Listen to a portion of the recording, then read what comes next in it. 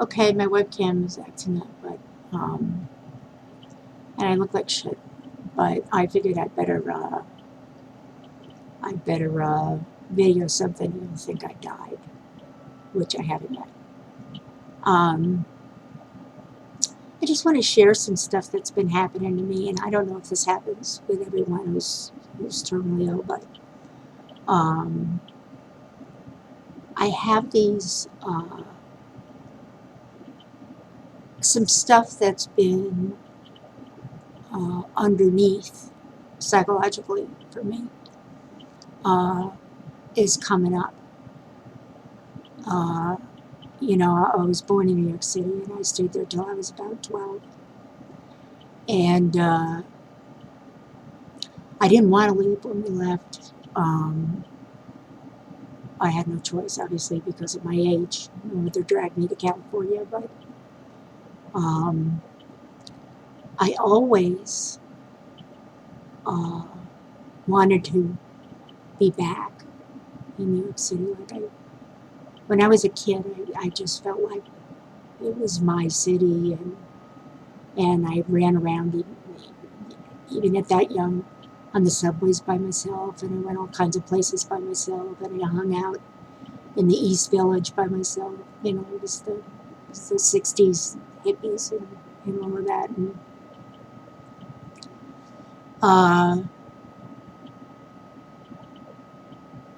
I got gassed at some of the Columbia University riots, which actually was very close to my house, to my apartment.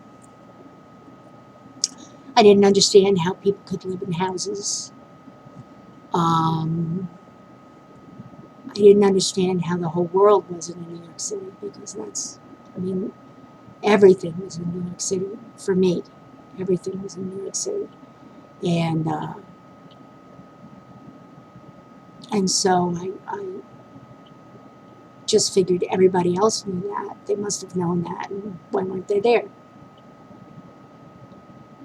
It was a terrible case of New York City ego, which happens with New Yorkers, people who were born there anyway. And I'm getting all these yearnings to go home to New York City. Of course, I don't have a home there. There's no apartment that I can stay at. There's no,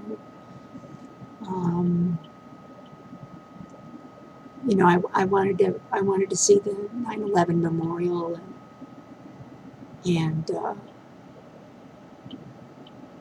I can't do any of that, and I can't do any of that because I'm sick, and it's really expensive to live in New York City, in case you didn't know it.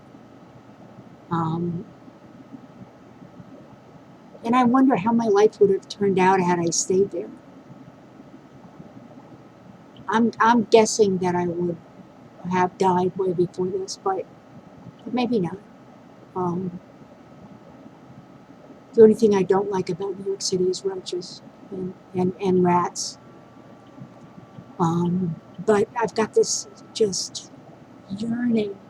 It's like homesickness, and and it hasn't been my home for most of my life, but it's there.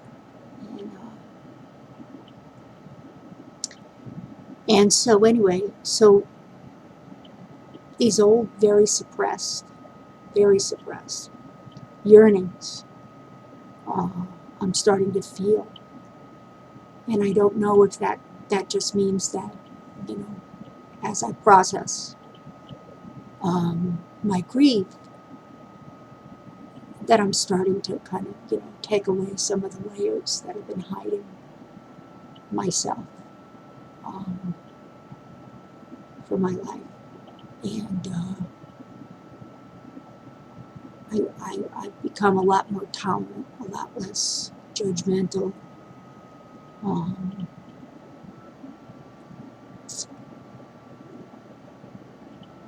And I think that that's due to what I'm going through right now. In fact, I know it is. I know it is. I'm a little sick today, so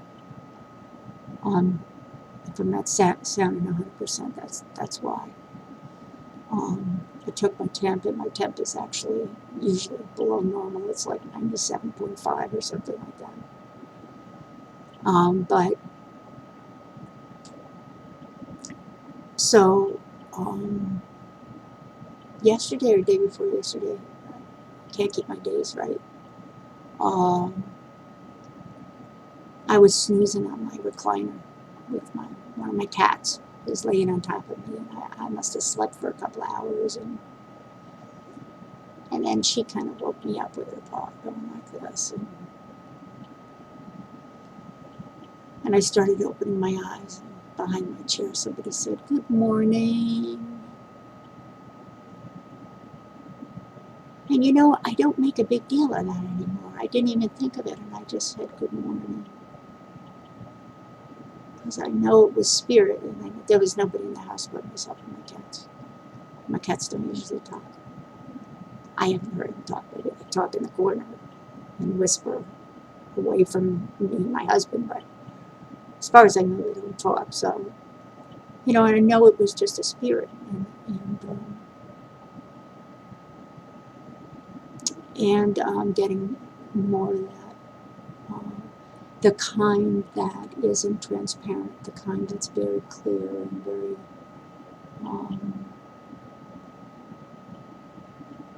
as if they're in the room with you.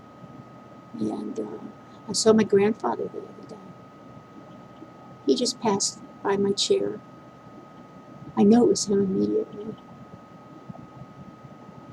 And it's funny because I hardly ever think of my grandpa. He died really young. I think he was like 55. And I'm 57.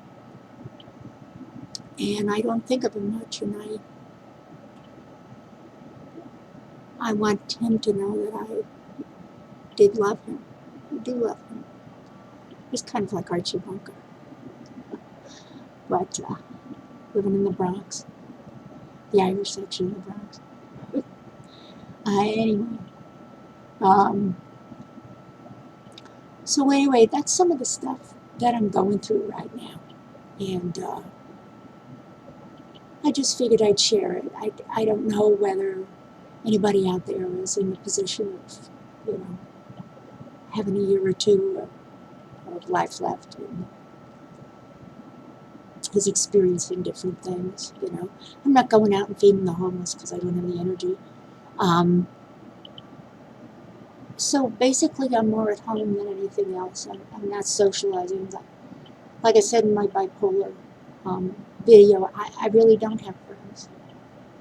And that's just the way it is with me. It always seemed too much of an effort to try to keep friends. And but I'm not unhappy. And except that I'm homesick for New York City, and which is ridiculous. And